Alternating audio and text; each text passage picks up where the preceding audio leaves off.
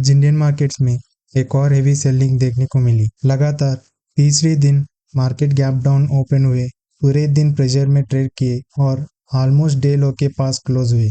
इसका main reason है कि एक तरफ ईरान यूएस टेंशन बढ़ रहे हैं, दूसरी तरफ क्रूड ऑयल और डॉलर दोनों ऊपर जा रहे हैं और अब ओपनएआई की एक बड़ी मूव ने इंडियन आईटी सेक्टर के फ्यूचर को लेकर भी टेंशंस क्रिएट कर दिए हैं। आज के वीडियो में हम डिटेल में समझेंगे मार्केट्स इतना क्यों गिरा, आईटी सेक्टर में पैनिक क्यों आया, ओपनएआई का इंडिया के आईटी सेक्टर पर क्या इम्पैक्ट हो सकता है और ऐसे ही कई इंपॉर्टेंट अपडेट्स आगे वीडियो में डिस्कस करते हैं, तो वीडियो एंड तक ज़रूर देखिए। सबसे पहले मार्केट की बात करें तो आज लगातार तीसरी दिन था जब मार्केट्स गैप डाउन ओपन हुए और पूरी सेशन सेलिंग प्रेशर बन रहे। निफ्टी 50 -1.6% डाउन पर क्लोज हुए, सेंसेक्स -1.9% डाउन पर क्लोज हुए और बैंक निफ्टी -1.6% डाउन पर क्लोज हुए।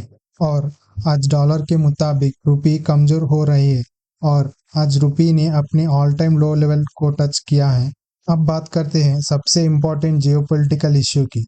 ईरान और यूएसए के बीच टेंशंस कंटिन्यूसली बढ़ते दिख रहे हैं। ट्रंप ने क्लियरली बोला है कि ईरान के पास न्यूक्लियर वेपन्स नहीं होने चाहिए। उन्होंने ईरान के प्रपोजल को अनएक्सेप्टेबल बताया और कहा कि ईरान के पास न्यूक्लियर फॉलआउट को कंट्रोल करने की प्रॉपर टेक्नोलॉजी भी नहीं है। और यहीं एक और शॉकिंग स्टेटमेंट सामने आया। ट्रंप के अकॉर्डिंग ईरानियन नेगोशिएटर्स ने कथित तौर पर कहा कि अगर उनकी न्यूक्लियर फैसिलिटी डिस्ट्रॉयड होती है तो उसके बाद जो न्यूक्लियर डस्ट और फॉलआउट होगा उसको क्लीन करने में यूएस को हेल्प करनी पड़ेगी। और ट्रंप ने इसी पॉइंट को हाईलाइट करते हुए ईरान की प्रिपेयर्डनेस पर क्वेश्चंस राइज किया है। और ट्रंप ने फॉक्स न्यूज इंटरव्यू में कहा कि वो प्रोजेक्ट फ्रीडम को रिन्यू यानी फिर से शुरू करने की सोच रहे हैं। अब इस प्रोजेक्ट को लेकर ज़्यादा डिटेल्स ऑफिशियली सामने नहीं आए हैं, लेकिन पॉलिटिकल सर्किल में इस स्टेटमेंट को काफ़ी इम्पोर्टेंट माना जा रहा है और इसी दौरान सीज फायर के लेकर डाउट्स और बढ़ रहे हैं। इसी के अनुसार एक्सियोस रिपोर्ट के अकॉर्डिंग डोनाल्ड ट्रंप ईरान के against possible military actions consider कर रहे हैं। इसी इशू को लेकर मंडे को एक हाई लेवल मीटिंग भी होने वाली है। इस मीटिंग में ट्रंप अपनी नेशनल सिक्योरिटी टीम और टॉप यूएस जनरल के साथ डिस्कस करेंगे। साथ ही जेडी वेंस, मार्को रूबियो और स्टीव विटकॉफ जैसे बड़े लीडर्स भी मीटिंग का हिस्सा होंगे। यही सिचुएशन को यूएस एडमिनिस्ट्रेशन काफी सीरियस ले रही है। इंटरेस्टिंग बात यह है कि एक तरफ ईरान को लेकर टेंशन बढ़ रहे हैं, लेकिन दूसरी तरफ चाइना के साथ रिलेशन को लेकर पॉजिटिव टोन देखने को मिली है। ट्रंप ने रिसेंटली ट्वीट किया है कि वो चाइना ट्रिप को लेकर काफी एक्साइटेड हैं। उन्होंने चाइनीज प्रेसिडेंट जी जिनपिंग की भी तारीफ की है और उन्हें रेस्पेक्टेड बाय ऑल बोला। ट्रंप का मानना है कि फ्यूचर में यूएस और चाइना मिलकर ग्रेट थिंग्स कर सकते हैं। यानी एक साइड जियोपॉलिटिकल प्रेशर्स हैं तो दूसरी साइड डिप्लोमेटिक रिलेशंस इंप्रूव करने की कोशिश भी दिख रही है। देखते हैं कि इस मीटिंग में Iran and US peace deal के बारे में कुछ पॉजिटिव अपडेट्स आता कि नहीं। नेक्स्ट, आज मार्केट्स में ज्यादा फॉल आईटी सेक्टर में देखने को मिली क्योंकि ओपनएआई का आईसी डेवलपमेंट रिलेटेड अपडेट आया है कि जो इंडियन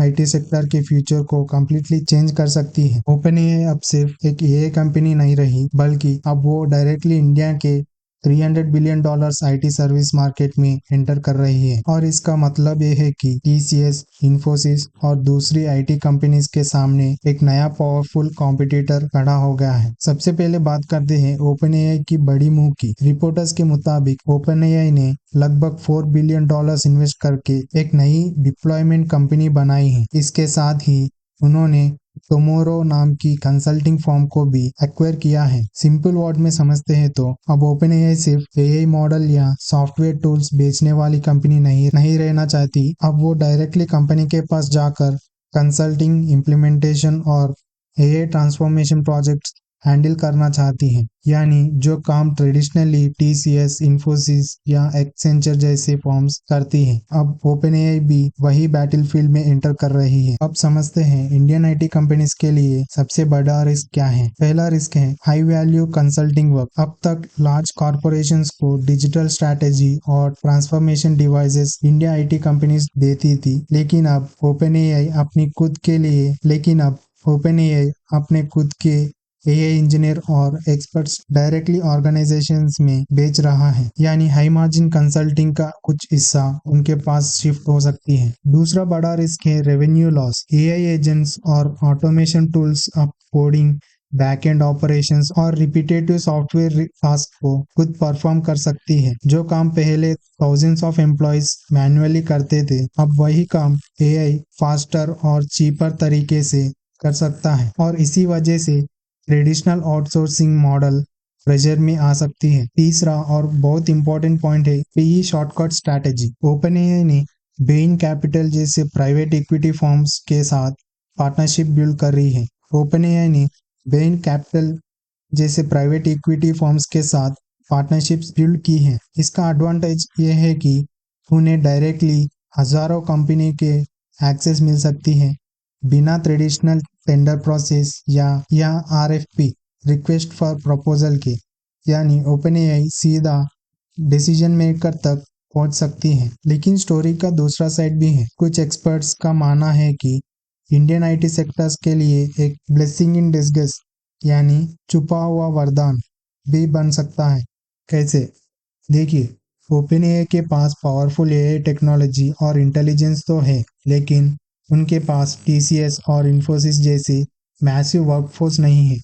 लार्ज एंटरप्राइजेस प्रोजेक्ट्स को मेंटेन करना, सपोर्ट देना, माइग्रेशन करना और ग्लोबल स्केल पर मैनेज करना, ये सब काम अभी भी इंडियन आईटी कंपनीज की स्ट्रैटेजी है। यानी हेवी एग्जीक्यूशन और मेंटेनेंस के लिए ओपनएआई के फ्यूचर में इंडियन आईटी फर्म्स की जरूरत पड़ सकती है। एक और पॉजिटिव एंगल यह है कि एआई की वजह से ओवरऑल आईटी मार्केट और बड़ा हो सकती है। एक्सपर्ट्स का मानना है कि एआई एडॉप्शन के बाद मार्केट साइज $300 बिलियन से बढ़कर $400 बिलियन तक पहुंच सकती है। और अगर मार्केट बड़ा होता है तो उस ग्रोथ का फायदा मल्टीपल प्लेयर्स को मिल सकता है। अगर सिंपल कंपैरिजन करें तो ओपनएआई और एंथ्रोपिक जैसे कंपनीज की बिगेस्ट स्ट्रेंथ है deep AI expertise.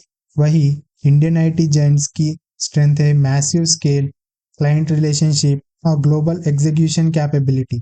OpenAI innovation में फास्ट है, लेकिन इंडियन आईटी कंपनीज के पास डिकेड्स का एंटरप्राइज एक्सपीरियंस है। फाइनली इसका कंक्लूजन ये है कि देखिए, कोडिंग और रिपीटेटिव मेंटेनेंस जैसे ट्रेडिशनल कामों में डिस्ट्रप्शन का रिस्क बिल्कुल रियल है, और इंडियन आईटी कंपनीज को अब सिर्फ मैन हावर्स बेचने वाले मॉडल से बाहर निकालना होगा। उन्हें एआई फर्स्ट स्ट्रैटेजी अडॉप्ट करनी होगी, वरना फ्यूचर में कॉम्पिटिटर्स और डिफिकल्ट हो सकती है। वही दूसरी तरफ आज टीसीएस और रिजॉल्व एआई के बीच हुई एक बड़ी ग्लोबल पार्टनरशिप की अपडेट आई है। ये पार्टनरशिप रिटेल सेक्टर में एआई रेवोल्यूशन को और तेज कर सकती है। सबसे पहली बात करते हैं इस पार्टनरशिप की मेन फोकस की। दोनों कंपनीज मिलकर एजेंटिक कॉमर्स को प्रमोट करेंगे। अब आप सोच रहे होंगे कि एजेंटिक कॉमर्स होता क्या है। सिंपल वर्ड्स में समझते हैं तो ये एक ऐसा एआई ड्राइवन रिटेल मॉडल है जहां आर्टिफिशियल इंटेलिजेंस सिर्फ सजेशन नहीं देगी, बल्कि डेली बिजनेस ऑपरेशंस और वर्कफ्लो को एक्टिवली मैनेज और ऑटोमेट भी करेगी। यानी रिटेलर्स एआई का यूज करके अपने ऑपरेशंस को फास्टर, स्मार्टर और ज्यादा एफिशिएंट बना सकते हैं। इस पार्टनरशिप में रिजॉल्व एआई अपना ब्रेन पावर प्लेटफॉर्म प्रोवाइड करेगा। इस प्लेटफॉर्म की मदद से रिटेलर्स अपने डेली वर्कफ्लो में एआई इंटीग्रेट कर पाएंगे, जैसे inventory management, customer recommendations, automated shopping assistance और बैक एंड रिटेल ऑपरेशंस को एआई के थ्रू ऑप्टिमाइज किया जा सकता है। अब बात करते हैं दोनों कंपनी की स्ट्रेंथ की। टीसीएस की सबसे बड़ी स्ट्रेंथ है उसका ग्लोबल नेटवर्क और बड़ा एंटरप्राइज क्लाइंट का साथ स्ट्रॉन्ग रिलेशनशिप। यानी टीसीएस दुनिया भर का रिटेलर्स तक इन एआई सॉल्यूशन को पहुंचाने में मेजर रोल प्ले करेगा। और रिजॉल्व एआई अपनी advanced AI native commerce infrastructure technology लेकर आ रहा है, सिंपल वर्ड्स में टीसीएस मार्केट एक्सेस और एग्जीक्यूशन पावर प्रोवाइड करेगा और resolve AI advance AI technology provide करेगा। यानी दोनों कंपनीज अपनी अपनी एक्सपर्टाइज कॉम्बाइन करके रिटेल इंडस्ट्री को और एआई ड्राइवन बनाने की कोशिश कर रहे हैं। मार्केट पर्सपेक्टिव से देखे जाए तो ये पार्टनरशिप टीसीएस के एआई फोकस्ड ग्रोथ स्ट्रैटेजी को और स्ट्रेंथन कर रही है और ये भी दिखता है कि Indian IT companies aggressively AI opportunities को कैप्चर करने की कोशिश कर रही है। नेक्स्ट इंपॉर्टेंट अपडेट है कि इंडियन गवर्नमेंट ने एक बड़े डिसीजन की जिसका direct positive impact oil and gas sector की कंपनीज पर पड़ सकता है। गवर्नमेंट ने क्रूड ऑयल रॉयल्टीज रेट में बड़ी रिडक्शंस अनाउंस की है और इसी वजह से आज मार्केट्स में कुछ oil and gas stocks focus में थे। सबसे पहले समझते हैं रॉयल्टीज होती क्या है। जब कोई कंपनी जमीन से क्रूड ऑयल या गैस निकालती है तो उस प्रोडक्ट पर गवर्नमेंट को एक रॉयल्टी फी देनी पड़ती है। अब गवर्नमेंट ने इसी रॉयल्टी रेट को कम कर दिया है। ऑनशोर क्रूड ऑयल यानी जो क्रूड ऑयल जमीन से निकाला जाता है उसको रॉयल्टी रेट पहले 20% थी, लेकिन अब गवर्नमेंट ने इसे घटाकर सिर्फ 12.5% कर दिया है। ये रिडक्शन सिर्फ स्पेसिफिकली नॉमिनेटेड ब्लॉक्स के ऊपर लगाए हैं। सिर्फ क्रूड ऑयल ही नहीं, गवर्नमेंट ने एनडब्ल्यूजी यानी नेट वेलहेड गैस की रॉयल्टी रेट में भी कट किया है। पहले इसका रेट 10% था और अब इसका रिडक्शन करके 9% कर दिया गया है। अब सवाल आता है कि इसका फायदा किन कंपनीज को होगा। इस पॉलिसी चेंज का सबसे बड़ा पॉजिटिव इम्पैक्ट में 3 मेजर कंपनीज पर देखने को मिल सकता है, ओएनजीसी, ऑयल इंडिया और Vedanta oil and gas business पर। और दूसरी तरफ इंडियन ऑयल मिनिस्टर ने आज सीआईआई समिट में कहा कि क्रूड ऑयल प्राइसेस बढ़ने से ऑयल मार्केटिंग कंपनीज को हर दिन लगभग 1000 करोड़ लॉस हो रहे हैं और इस क्वार्टर में लगभग 1 लाख करोड़ लॉस हो चुके हैं। और उन्होंने ये भी कहा कि हम पिछले 4 साल से फ्यूल प्राइसेस नहीं बढ़ाए और इस फ्यूल प्राइसेस बढ़ने से और इलेक्शन से कोई संबंध नहीं है। इसका मतलब कुछ ही दिनों में फ्यूल प्राइसेस बढ़ने वाले हैं और ये बात हमें पहले से ही पता है। लेकिन ये फ्यूल प्राइसेस बढ़ने से ओएमसी कंपनीज यानी ऑयल मार्केटिंग कंपनीज के लिए पॉजिटिव है। नेक्स्ट अब बात करेंगे वोल्टास की एक इम्पॉर्टेंट अपडेट के बारे में, जहां कंपनी को कतर से एक बहुत बड़ी लीगल विक्ट्री मिली है और ये अपडेट कंपनी के फाइनेंशियल और फ्यूचर कैश फ्लो के लिए काफी पॉजिटिव माना जा रहा है। तो चलिए सिंपल लैंग्वेज में समझते हैं पूरी मैटर। वोल्टास का कतर में एक पुराना लीगल डिस्प्यूट चल रहा था जो उनके एक जॉइंट वेंचर प्रोजेक्ट से रिलेटेड था। अब इस केस में आर्बिट्रेशन कोर्ट ने वोल्टास के फेवर में डिसीजन दिया है। कोर्ट ने ओएचएल इंटरनेशनल को ऑर्डर दिया है कि वो केन्स वोल्टास कंसोर्टियम को टोटल 203.6 मिलियन कतर रियाल्स पे करे। मतलब इंडियन रुपी में कन्वर्ट किया तो लगभग 533 करोड़ रुपीस है। यानी कंपनी को एक बड़ा कैश अवार्ड मिलने वाला है। सिर्फ इतना ही नहीं, कोर्ट ने ये भी कहा है कि